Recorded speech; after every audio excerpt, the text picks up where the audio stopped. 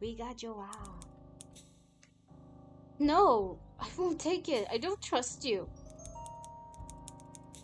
With what little strength you have, you swing your arm out and knock the bowl from his hand. It crashes to the ground with a sharp crack. The medicine splashes out in a dark puddle across the stone. Ugh. He flinches, frozen in place, staring at the shattered porcelain. Then,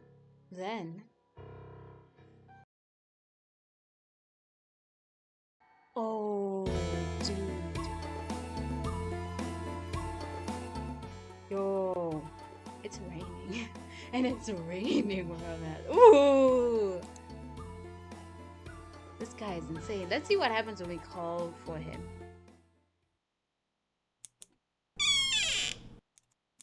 Okay. I think there's so many places you can go. This game keeps going. This is just a demo. There's so many other places we can go. Let's call for Han's help. Your voice trembles out as you cry out. I'm telling you, Han is insane, man. He's crazy. There are people like him in real life, bro. If you've never seen some of them crazy TikToks, oh my god, people are weird. Han, help! I couldn't even scream. I wasn't ready. The room remains still for a breathless moment. Then urgent footsteps approach. He wasn't that far away. What's wrong? What happened? You point a shaking finger toward the doorway. The door. There's someone. I saw the doll. Han's gaze sweeps across the floor. Then slowly he steps closer, crouching to examine where you point to. There's nothing here. His voice is calm because he's the one who set this shit up. Sorry for swearing. All of a sudden, what? There are broken pieces all over. Wait. You look, but all the broken pieces are gone. The floor is spotless, untouched, its dark wood glowing under the soft light of the lantern outside. I see what the devs are doing here. They want us to engage with him so that we can unlock all the other areas. I see what you're doing. This is like you gotta please the main character in order to get the story. It's very controversial of a topic, especially when it comes to otome and like visual novels. People would like diverse things, but if this is your story, this is their story. I'm not judging it. I just always see that's the case. If you don't want to interact with them, like lovey-dovey or even like somewhat girly, dependent on the guy kind of thing, it won't lead you far. Just like what just happened. And I don't enjoy that a lot of the time. It's really rare to find stories that are like that would actually antagonize the lead, main lead's potential enemy slash spouse or slash friend situation. They are there though. Nonetheless, let's go. Let's continue. I swear, I just saw it. Are you sure it wasn't just a dream? No, I was awake. I saw it. The doll from the garden. It was standing right there. Han raises. Han rises, walking to your side. You must be under a lot of stress. The medicine might not be strong enough to keep the headaches. This guy wants to watch us sleep. You wanna diddle us in our sleep? What the frick? Oh, excuse me. The medicine might not be strong enough to keep the headaches and visions away. I'm not hallucinating. Let's not jump to conclusions tonight. You've had a long day. I'll have this door fixed tomorrow. But please, get some sleep. Oh my gosh, I hope you guys are hearing me. It's like raining outside. His voice is low, but firm. He turns the door. Still catching your breath, you murmur softly. Hun, I'm scared. Oh, that's what he wanted. Oh, this is so... Oh, you did such a great job, Des. This is creepy. Hun, I'm scared. Will you stay with me tonight? Hun turns back. Stay with you? Oh, look at his creepy dildo face. Ew. Oh. You didn't realize how your question might have sounded to Han until you noticed his eyes widening and his cheeks slightly blushing. You know, at that point, I'm like, get the fuck out. Get out. No, sorry on that, cuz. I'm sorry, I didn't mean it like that. Your cheeks also turned red from embarrassment. I'm just scared. For the last 2 nights, I kept waking up in the middle of the night. I don't feel safe. It's okay if you sleep on the bed and I'll sleep on a mattress on the floor. You stammer, your throat feels dry, and your mind silently curses itself, even from having said such a thing. But Han seems to be amused by your embarrassment. He sighs, smiles. It's alright. You don't have to explain yourself, darling. He takes a quick glance at the door before looking back at you. I have a lot of work at the studio, but how can I turn down staying with my wife? Yeah, you have a lot of freaking creepy work at the studio, that's for sure. He chuckles.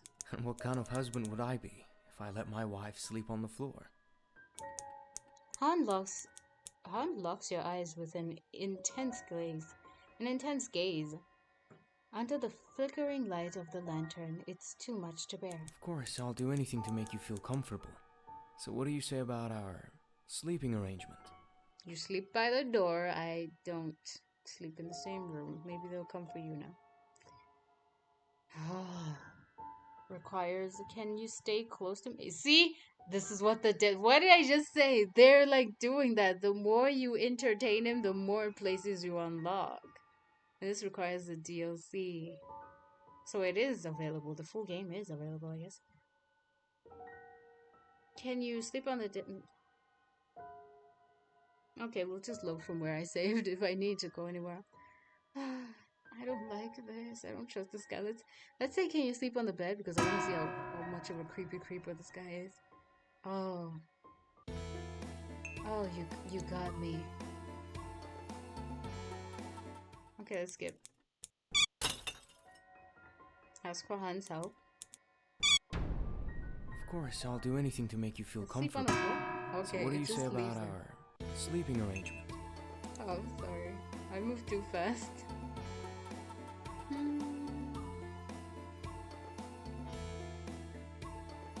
I think we're good. I want to see if I can go to I'd be lying if I said I didn't enjoy looking at you sleeping so peacefully. Someone was watching me. Somebody's watching me. I don't remember. I heard a strange sound. Someone's watching. Let's say the door opened. Someone opened the door. Han peeling the paper. He's gonna dismiss us. Don't worry about that. It was probably Anne, our servant. Okay. Think about it as a date. And then... Damn it. So if I go to the garden, it leads me to the bathroom, which leads me elsewhere. If I go to the living room, it doesn't lead me anywhere else. Let's go to the garden and ask about all these other things. Thank you. You almost blushed at his words. I thanked him when he said, oh, like, he's so sweet or whatever he said at the garden. You almost blushed at his words. Your gaze dropping, unable to hold his overwhelmingly loving eyes for too long. You're sure that whatever you and Han once had must have been something wonderful, judging by how tenderly he's been caring for you. And yet your chest aches with the quiet truth that, for now, all you can offer him is gratitude. Your memories are still lost, and everything else seems to remain out of reach. Sensing your unease, Han smiles softly. Please don't feel bad. You know I'm not impatient for your memories to return. I cherish you no matter what you become, as long as you let me. Now, don't make such a frowny face. We're here to enjoy the weather, aren't we? He gestures towards the tray of tea already set on the table, inviting. Steam curls into the air and its scent mingles with the scent of fresh grass. They both sit down on the bamboo table, and Han reaches for the teapot. With practiced grace, he pours us tea. You gently watch him, dazed by how skillfully he moves. Okay, let's go to the question. Uh-huh. So we say he's a talented artist, he gets flattered, and I didn't say. What was your childhood like? My childhood? A flicker of surprise crosses his face. The question caught him off guard. Well, I guess someone's childhood shapes a big part of who they are. I just want you to understand better. So it was that bad, huh? Okay. He glances at you for a moment, then turns his gaze to a far-off point, as if sorting through memories he'd rather have leave untouched. Let's say it wasn't great, at least not by normal standards. How come? I had a brother. He was everything my parents could have asked for. Sharp, talented, and disciplined. He excelled at swordsmanship and literature, the two things in their eyes that made a man proper. And then there was me. All I ever wanted to do was make art. His lips curve into a faint smile, one that doesn't reach his eyes. They didn't think much of me. Eventually, they cut me out of the inheritance completely. There was a time, I suppose, people would have called me a madman. I drank too much, too early. Locked myself in my room for days, just making art, talking to it. I used to imagine it coming to life because I was that lonely. His voice softens. Wow, the more I learn about this, it's like, dude, did you do black magic to bring a painting to life or something? What is that? No, it's like, it evolves. There's more. His voice softens, and when he looks back at you, his eyes seem to shimmer in the sunlight. But I stopped being lonely the moment I met you. When we married, it felt like the sun had finally come out after years of storms. You became my light, the moon to my endless night. Since then, I promised myself I'd be better. For you. For us. The sincerity in his voice, the rawness in his gaze, it all strikes something deep in your chest. Khan takes a calm sip of tea, then lets out a quiet sigh. Sorry if that felt heavy. I don't really like talking about the past. Unless it's a memory we share. It's alright. I appreciate you telling me. His story lingers in your chest like a warm ember. It makes you feel lighter somehow, closer to him. This is what you know about Han so far. He's your husband, he's gentle and attentive, a talented artist with a tragic human past that's shaped him into someone more sincere and kind. All of it makes you feel more at ease in his care. But we're not here just to talk about the past, are we? Your mind is still recovering. We should be doing things to relax it. Like this. He crouches and makes it like you know how to make hairpin. here. Okay. Now, your turn. Make It's the perfect. hairpin. Is he gonna Don't say still that. ask? I'm not worthy of any gift, my beloved wife. Can you touch me? Yep. With your still hand? wonder. Let's deny him. I really miss your touch. No. We're like, no. You slowly withdraw your hand. His request feels sudden, even though just moments ago you'd felt the distance between you shrinking. I'm sorry. Anything involving touch, it still feels too soon. At least until your memories return. He lowers his gaze. I'm sorry for asking. That wasn't very gentlemanly of me. I didn't mean to make you uncomfortable. Please, forgive me. He gives a small apologetic bow. No, it's alright. Really, I'm just not ready yet. My memories... Don't worry, I completely understand. He offers you a gentle smile, though it's tinged with a quiet sorrow. Like I said, I have all the patience in the world. I'll wait as long as it takes for your memories to return. And even if they don't, I'll do everything I can to make you fall in love with me again. No problem. Ooh, thank you for understanding. Of course, thank you for being here with me today. Just us talking like this makes me feel very happy and grateful. Too bad, I must return to the studio now. He frowns. Feel free to wander around the mansion. Just be careful. Your body is still weak. I'll bring you some medicine later. Alright. With that, Han's footsteps fade into the background. You finish your tea and decide to walk around the garden. Okay. I guess we're gonna see the doll anyway. Yep.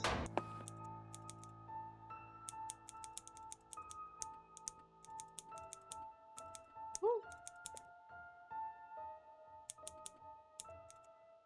Then I chased after it, and I'll continue. I guess we chased after it anyway. Living room. Over here, we'll like...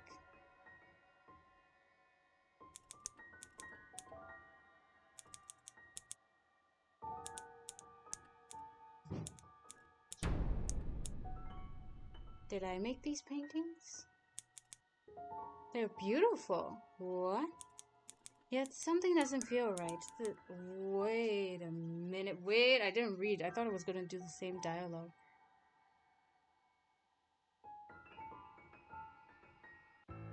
Okay. Mud? It's not just mud, it's thicker and it's grainy. Should you go wash it off or continue to walk around? I'm walking around. Still bothered by the doll you saw, you let your feet wander inside the mansion until you find the living room. Here, a foyer connects the spaces with neatly arranged decorations. You stand carefully observing the surroundings. A bucket of muddy water on the desk. How strange. On the wall, beautiful scrolls made with expensive-looking silk cover the wall. Scenery and flower motifs painted on them. You notice a signature at the bottom of each. Your name. Did I make these paintings? They're beautiful. Yet something doesn't feel right. The signatures, the poems written on them are neat and even definitely of someone who is right-handed. You faked the diary entry. Maybe it was the doll's writing for him. That's a stark contrast to the handwriting I saw in my diary yesterday. Yeah. New clue available. Handwriting. Signature and poem on the paintings are clearly by someone who's right-handed and neat. Han is your family servant. Ceramic doll in the garden. Medicine prescribed by doctor. Russ. Your parents' mansion. Moved in with them. Okay, we can go now. Merchant V. You look down at your hands again. You're definitely right-handed, which means that you might actually be the creator of these paintings. While you are bothered by that thought, a pain erupts from inside your skull. Ugh! You instinctively place your palm on the temple.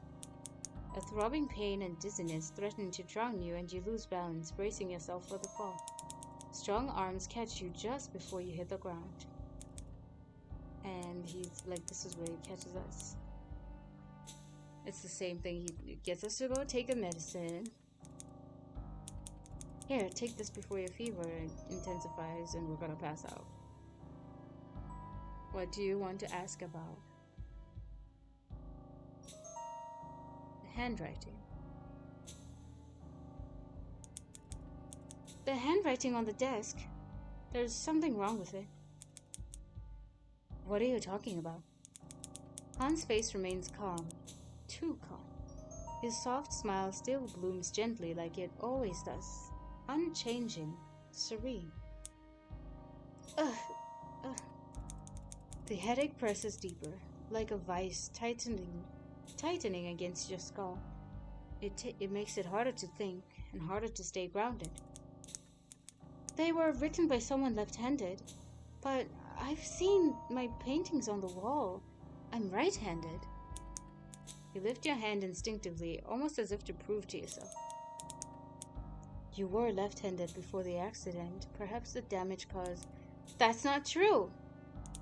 You snap, cutting him off before he can finish. You don't even realize how loud your voice has gotten.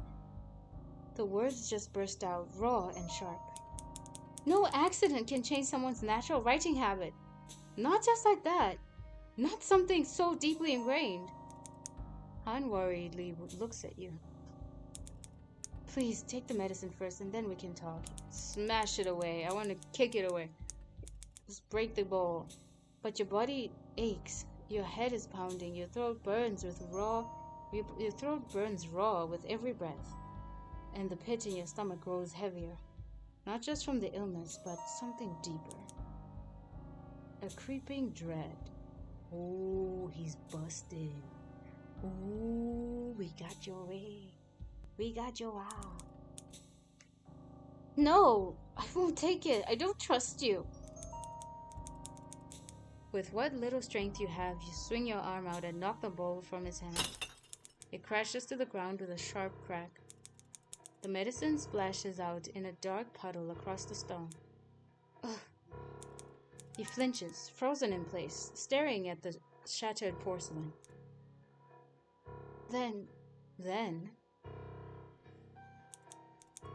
a sharp blinding pain erupts from your throat, as if swollen shut all at once. You gasp, but no air comes. Your eyes widen in panic as you claw weakly at your neck, and the world blurs. Your knees buckle beneath you. Wait, Buttercup! You collapse. Han catches you before you hit the stone, but your limbs are already limp. Your head lolls against his chest, eyes staring blankly past him.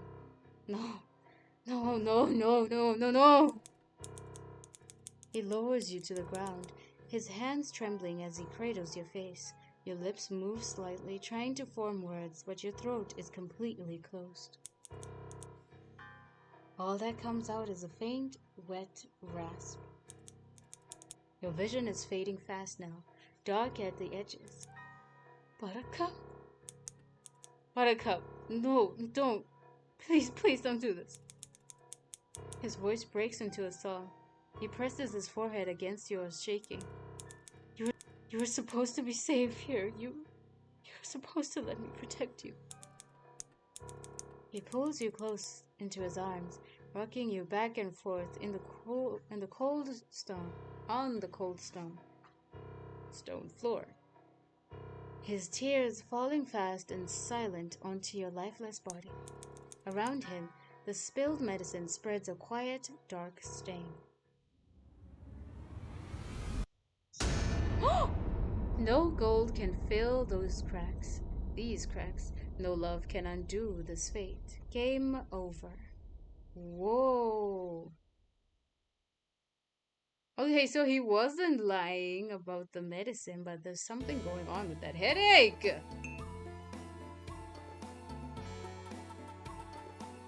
There's something going on with that headache, darling.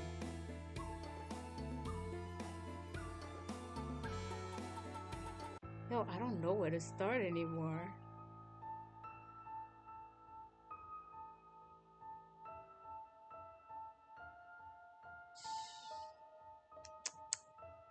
Will it be the same if I go here?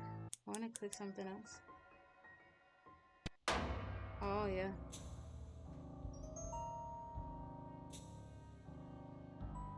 Me. Okay, it is the same. So I think...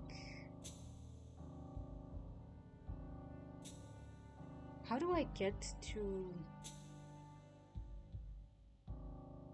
I think the one that is... maybe this one? I don't remember. Tell me about him. I want to hear what the other last option here is. Why did you become an artist? Not everyone can become a great artist, you're sure of that. It takes a certain kind of passion, the kind that drives someone to spend years mastering their craft. Han must be one of those people, right? Me? Become an artist? A flicker of surprise crosses his face, like he didn't expect that question. He glances at you, then shifts his gaze towards some unseen point on the horizon. I guess I didn't have much of a choice. What do you mean? Well, sometimes you're just born with certain traits. Even if you spend your time doubting whether you truly have talent, you still feel pulled to it. Yep, that is art, that's for sure. I mean, I don't mean to sound arrogant, but it's like I was born with it. He has a certain type of talent, and I'm pretty sure it's magic. Like the gods meant for me to be an artist. So, you don't actually like making art? He shrugs. Honestly, not really. But I don't mind it because it makes money. His eyes drift back to you, soft and steady. I know you like my art, and I can use it to make you happy. Your heart stirs. You remember the diary entry you read earlier, and what Hans said about replacing the lotus motifs with chrysanthemums, just because you liked them. He made vases and paintings of them too, all just for you. This is gonna shatter like Barbara Girl's illusion of this guy the minute we find out, wait, that's my signature on that thing, which means even the vases, I'm the one who made them. Huh. Which explains why Merchant Lee over there is like, hey, I want your hands, I want your skills, your talents. I want to make money off of it. Han takes his cup, a calm sip of tea, and lets out a quiet sigh. Why am I... Sorry if that felt heavy. I don't really like talking about the past, unless it's a memory we share. Okay. But we're not here just to talk about the past, are we? Our mind is still recovering. We should be doing things to relax it, like this. He makes the hairpin. You know how to make here. Now, your turn. It's perfect. When he says we should touch him, I think we should touch him. I'm not worthy of any gift. Can you? I really miss your touch. They want us to people please and such. The same thing. Thank you. I wish time would stop right here. Yep. I didn't have to return to the studio. Alright. Then we meet the doll.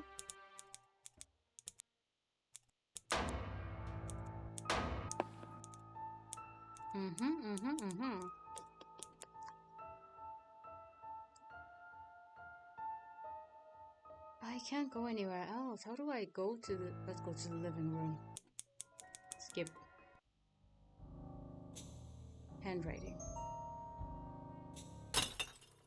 Oh no, we end up dead anyway. Where's the gallery? What? There's so many more in this game. Is like, dude, this is the demo. This is wild. This is just the demo.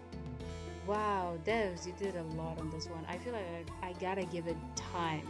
I gotta give it its own time to be like, okay, we're gonna see this when we see this, and yeah. Thank you for tuning in as always. Oh my gosh, why is it so quiet? Thank you for tuning in as always. And yeah, do like, comment, and subscribe, and hit the notification bell to get notified whenever I post. I got y'all daily. So yeah, that was Broken Fate. I really thought I would not come back to this. I'm glad I did. That's a lot going on, and the gallery is still like, you still have so much more to do. That's crazy. But yeah, with all that said and done, see you guys in the next one. Thank you for the love and support as always. Thank you for the day. Sorry, what? Thank you for the support, online and offline. Thank you. Bye. And see you in the next one. I misspoke there. I don't know why I said offline. Whenever I'm online, I see the support, guys. Thank you. That's what I mean. When I'm online and even when I'm like not active like that. Thank you. Bye.